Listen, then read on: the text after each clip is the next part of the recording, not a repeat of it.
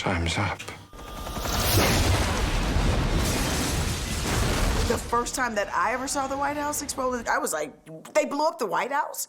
I had the same reaction that everybody else. I was like, wow, are we gonna get in trouble? I always was rooting for the White House shot being in the teaser trailer. So we scheduled it very early because when we wrote the script, we kind of said to ourselves, when the White House explodes, everything is possible. Seeing the exploding White House in the trailer for the first time, I remember very well, because there was a guy in the theater who was obviously not really thinking that the government was doing a very good job back in the day. And when the White House exploded, he got up on his seat and he was just yelling, "Yes!" The first time I saw that special effect of the White House being blown up was in the trailer that they showed at the Super Bowl. I think I was at somebody's house at a party, and somebody said, "Hey, I think a commercial is on for your movie." That's really the movie that kind of made it mandatory for all films to advertise on the Super Bowl. I was sitting with Roland at the time, and I said, "So what is it? You do this by blowing something up?" He said, "Yeah, we make a model and we blow it up."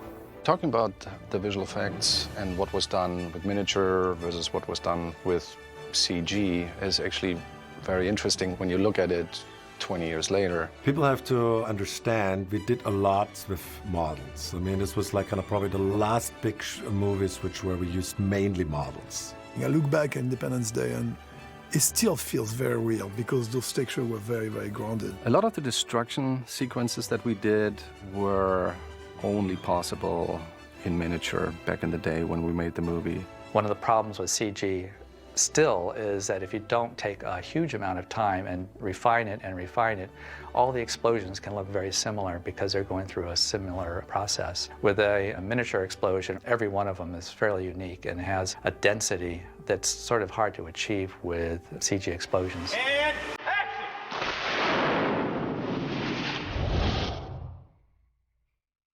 Blowing up the White House. The marketing department turned it into a big spectacle. They put up bleachers, they invited the press. I think there were about 50, 60 journalists, far away enough from the miniature that was about to be blown up. We built this huge model out of plaster. And then we had Joe Viscosel, who is a pyrotechnic master, putting I don't know how many charges into this model. The size of the miniature was 14 feet wide and about 5 feet high. And we had 7 cameras stationed around the model, including an IMAX camera. So with all these people around, it was just yeah, no pressure, but try to get it on the first take. Hey! And action! And we had actually a second one in case it didn't work, but it was still in pieces. And you also have to imagine 20 years ago, your playback systems to review your shot right after you actually filmed it were not that sophisticated. So it was basically VHS quality, and it was not in slow motion. So you were sitting there and you stepped frame by frame through what you just recorded. And for everyone who's seen a live action miniature pyro explosion, it's like poof, and then the whole thing is over. But we looked at this playback, we thought, well, the fireball looks good, everything exploded, the debris looks kind of okay, so I think we have it. Joe Viscosel, who was responsible for the pyrotechnics, had this fantastic idea of tilting the model that shows the street 90 degrees, and you would put the camera just under the ceiling of the stage, looking down, and then the pyro was set up on the bottom of the stage. So we built the street upright, like a chimney, and just the heat brings the flames up. And then we had gas explosions in the bottom, and then the fire kind of traveled through the thing, and we shot it from above, the slow motion, and that kind of worked great. From the camera's point of view, you couldn't tell that the model had been rotated vertically. So when the explosion went off, it just traveled up and it went around the buildings and toward the camera. It just used the existing physics to make the explosion look very real.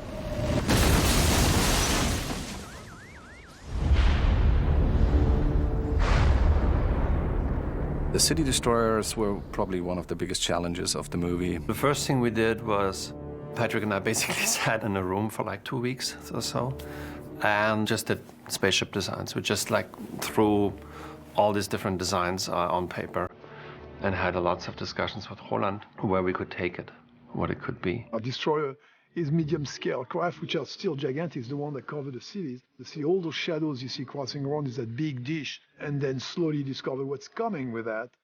You couldn't really build it big enough to do it justice. The process that was used was to shoot a pass where it was photographed in atmosphere and then photograph it clean with no atmosphere and photograph against a green screen or a blue screen in compositing to make it look like it had the scale that was necessary.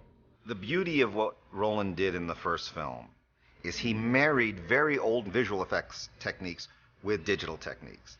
And so sometimes it was a model on a string, and sometimes it was CGI, and sometimes it was us standing off camera shaking these tentacles. We're all shaking those things to death in front of the camera.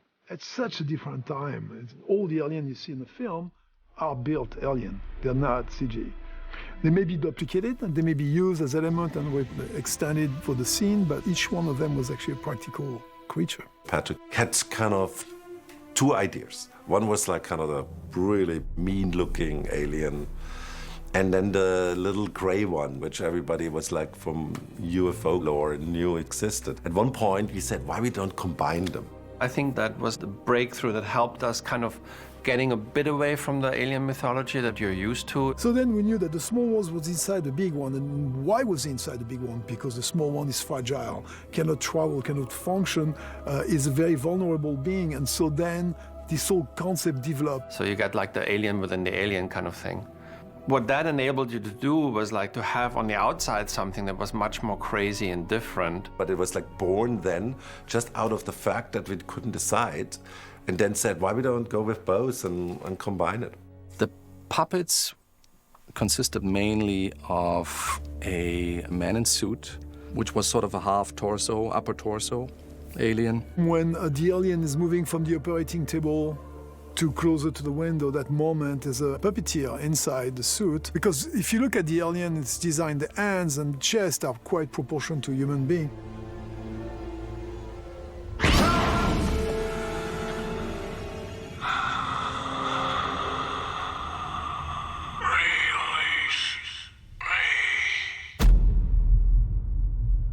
I want to say 80% was done miniature, 20% CG. And so whenever you see multiple planes and alien fighters chasing each other in the background, sometimes hundreds of them, they actually had written a so-called particle system. Nowadays, you would even probably say it's an artificial intelligence because the alien fighters knew to chase the human fighter planes, for example. So that was extremely cutting edge, I want to say, for when we made it. It was 1995, it came out in 96.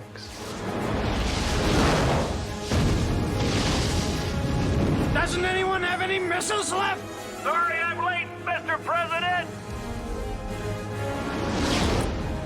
When Randy Quaid at the end of the movie flies his jet fighter into the ship, and it was his bi-wing plane in the beginning because that's how it was scripted in the movie. The true story was like this. We had this character fly in an F-16. We had a friend, which is still our friend, Jeffrey Oaken, which we modeled Brent Spiner character after, brackish Oaken, and he had like gray long hair, and he was a really good friend, but he had read the scripts. And he said, why you don't put this character in his biplane and strap a bomb there? And we found it so amazing and so cool that we did it. But after a test screening, this was the only thing where audiences bought and said, okay, there's one thing, we believe everything you're telling us, but there's one thing we don't believe. So we had to actually, in the last moment, change it back into F-16. I mean, it was like 16 visual effect shots we had already finished and a day of reshoots. So that's why Randy Quaid became a fighter pilot in the movie. And so you see him fly up, and his plane hits the tip of this big laser gun and then starts to explode. And that was actually our explosion of the Empire State Building that we had already shot for the movie. So we took the top-to-bottom Empire State Building explosion that we had done previously and flipped it upside down, and very, very carefully in digital compositing replaced this laser gun with the Empire State Building while it was exploding. When I did the original Independence Day, I felt a little bit hampered by technology. We were confined by what we could do and what we could afford to do and what was going to look good. Today, you have to make like movies with 1,500, 2,000 visual effect shots. And when you only compare this to the original one, it had like 450. There's a lot of movies out there which have a lot of visual effects, but sometimes they have this like kind of video game look, which I don't really like very much. So I'm always go for the realistic look, which is so much harder to do. And what it really came down to is taste. And Roland has excellent taste on that. And that's why the film still holds up 20 years later. I remember the day I was nominated for an Oscar. I found out, and I was completely baffled. Here's the thing, when you make a movie and you get to celebrate for a while, but then it's also on to the next project. And then all of a sudden you get a phone call and it's like, hey, you've been nominated. And you always want to say, like, nominated for what? And for me it was a fantastic thing because you get honored by your peers. That's what's so special about the Academy Award. Later I had some people in my crew come to me and tell me that it was Independence Day for them when they were, say, 17. They saw it for the first time and said, like, I want to do that. I want to do something like that.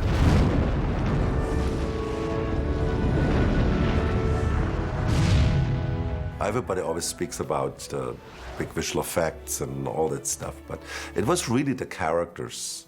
If you don't care about those characters, the greatest effect shot in the world is meaningless. Over the last couple of years, I see how a lot of movies, try to imitate Independence Day. And I'm like saying, well, I mean, I probably should do another Independence Day to show the world who invented all this. It was around the time that Roland was finishing the movie 2012.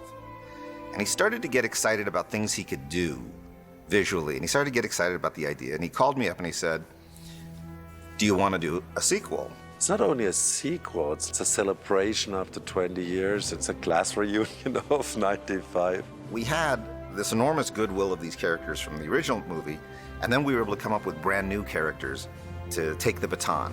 This time the cast list is just much bigger. There's the old cast mostly coming back, and there is the new kids. If Independence Day comes on now, like on television, majority of the people are gonna stop and watch it. It's just one of those movies that kind of just grabs your attention right away.